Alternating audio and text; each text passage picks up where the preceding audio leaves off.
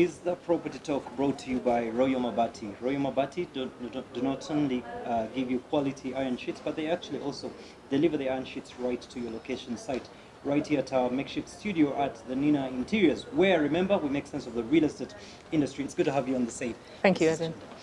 Congratulations. The other day I attended the opening of ShopRite at Acacia Mall, which signifies something good for commercial real estate.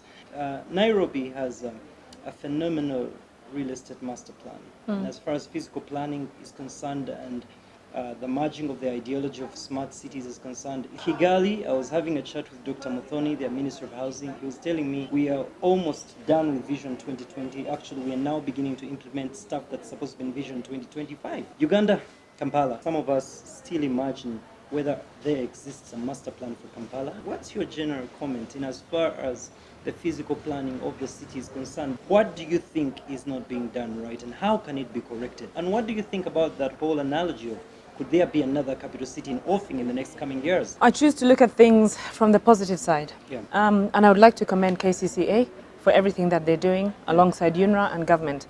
My one issue with KCCA is they don't beat their drum or they don't sing loud enough about the achievements that they're actually doing. There is a very robust national physical development plan that has been drawn up, okay, that covers Kampala and Greater Kampala. The National Physical Development Plan, or the Physical Development Plan, is quite robust, and it has taken into consideration huge changes in the infrastructure development, social structures, and economic growth for Kampala City as it is.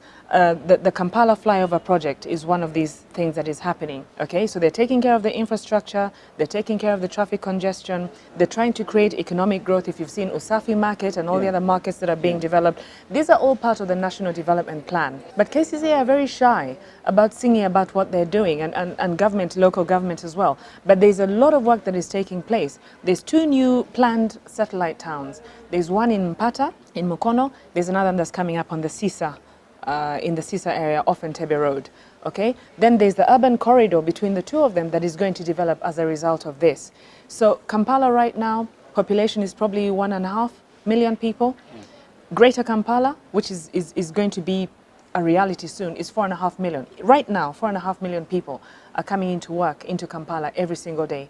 Okay? We're losing 24,000 hours in traffic jams and traffic congestion every day. What they're doing is try to increase the productivity of the population of Kampala that is coming into work, so that hopefully economic growth can piggyback off that, okay, and improve the disposable income of the inhabitants of the city that is going to prop up all the other businesses. So you would not go with the whole notion of the idea of creating another capital city? But there's satellite cities that are coming to alleviate the pressure on Kampala, because right now everything is focused into Kampala city, into CBD.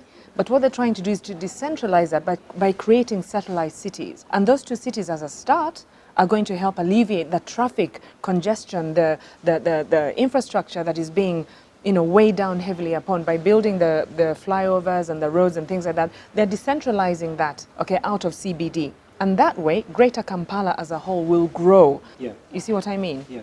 Some of these quality projects, Knight Frank has attracted them, and you run them. You'll find that there's certain malls you go to now and they're literally empty because of the whole aura of the excitement of some new malls coming up and all that. What should a developer, an investor, be thinking of as they think of the next project that is supposed to be a commercial project of a sense of a mall, for instance? The first and last thing that they should think about is avoid speculative development.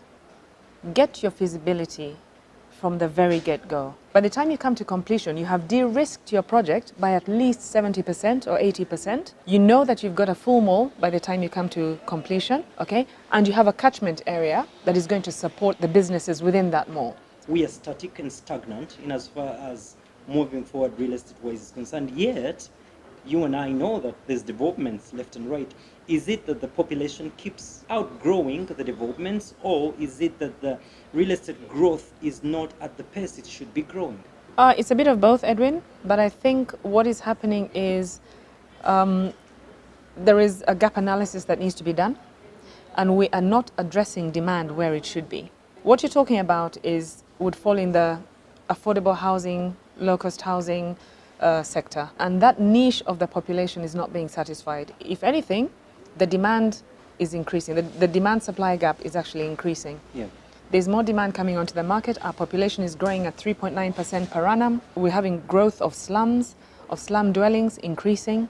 Okay, the land tenure system also doesn't help the issue very much. We've got a lot of land in the city and in Greater Kampala that cannot be used because of the land tenure system that lies within these locations. But the major issue is that we are not providing stock, housing stock, for the market where there is biggest demand. When you say we, who is we? Because in Kigali we see the government has not been shy about this. Yeah. They've come out at the forefront of this. And Kibagabaga, I saw there was about 250 houses commissioned. That was early this year in February. Do you think government is doing enough in this area? And what needs to be done? I'm not going to point fingers. I think it's a joint effort. Government can't do it alone. The private sector can't do it alone. By government taking bulk infrastructure into these suburbs, they're making it slightly cheaper for the developer to build, okay? And hopefully with time, put a product on the market that will be affordable to the masses where the demand is. But with all this, the good and the bad, where do you see our industry as far as the real estate economy going in, as far as the big picture is concerned of this country? Oh, I'm very hopeful. I'm very positive. I think it's going to go places. Kampala is not going to be what it is today. When our road network is finished, when our southern bypass is done, when the northern bypass is completed, the new Nile Bridge has been done, Kampala is going to open up to the rest of Uganda. Judy, I just want to say thank you. Thank for you the very great much. work that Thanks, you are Edwin. doing. Thank you. It's the Property Talk, brought to you by Royal Mabati. Royal Mabati Factory Limited has been making quality roofing materials since 2005. Our roofing materials are built to industry standards and have passed all rigorous constructor certifications and testing. We give our customers a 15-year warranty on all our Mabati products. With a varied range of products, our Mabati profiles are cutting edge and employ the latest designs. Royal Mabati prides in being the only roofing manufacturer that offers free delivery services up to customers' site. Royal Mabati Factory Limited, making beautiful roofs that last long.